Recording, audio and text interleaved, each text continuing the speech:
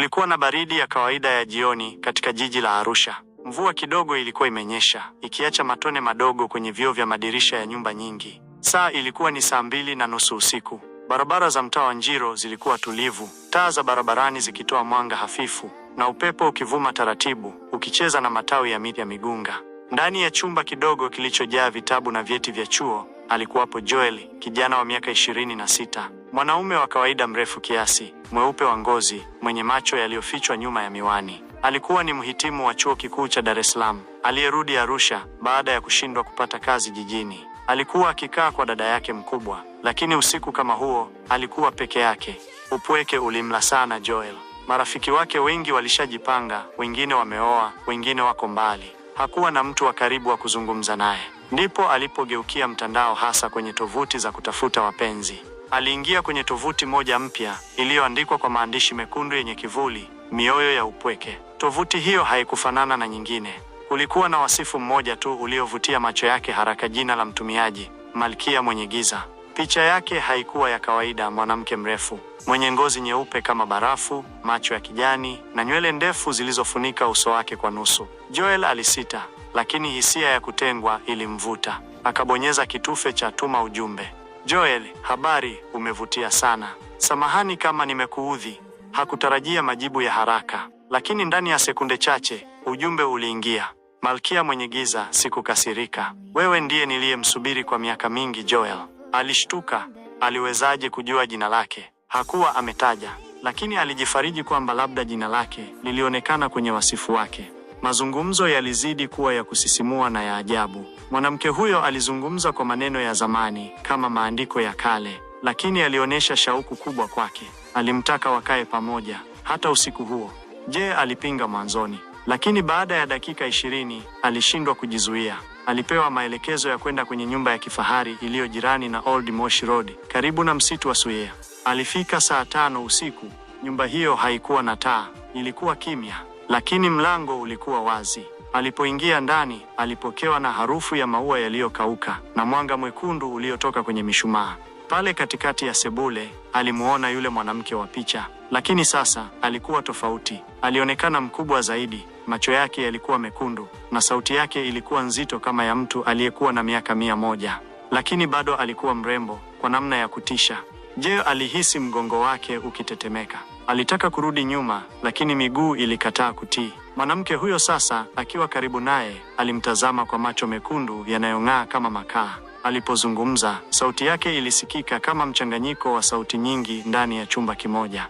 Umekuja mwishowe. Umekuwa ukiishi maisha ya upweke, Joel. Nimekuona ukilia usiku. Nimekusikia ukiniita. Joel alimeza mate kwa tabu.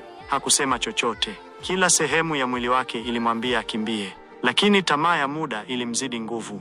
Mwanamke huyo alimkaribia, akamgusa shavuni kwa vidole baridi kama barafu. Giza lilikuwa limejaa ndani ya nyumba hiyo, lakini alihisi kama kulikuwa na nguvu zisizoonekana zinazozunguka.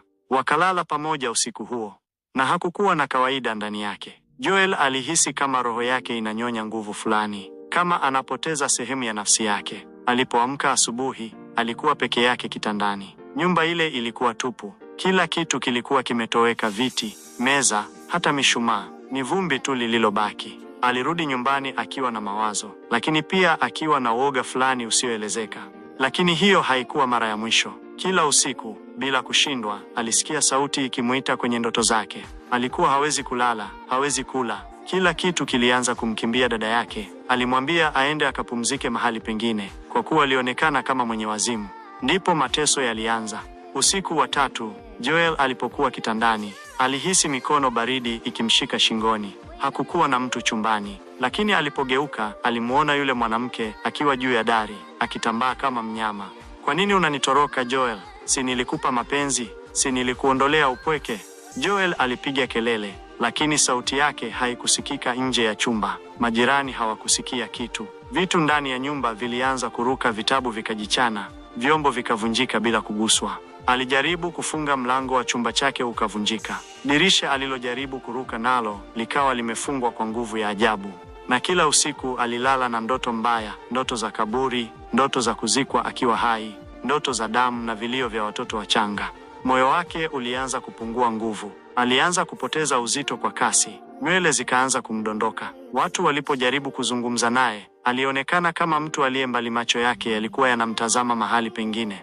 Alipojaribu kumwambia mchungaji mmoja, mchungaji huyo alimtazama kwa muda, kisha akasema kwa sauti ya chini, huyo si mwanamke, ni jini la kale linaitwa Nusra. Hutokea tu kwa watu waliopoteza tumaini. Huvaa sura ya upendo, lakini ndani yake ni shimo la giza lisilo na mwisho.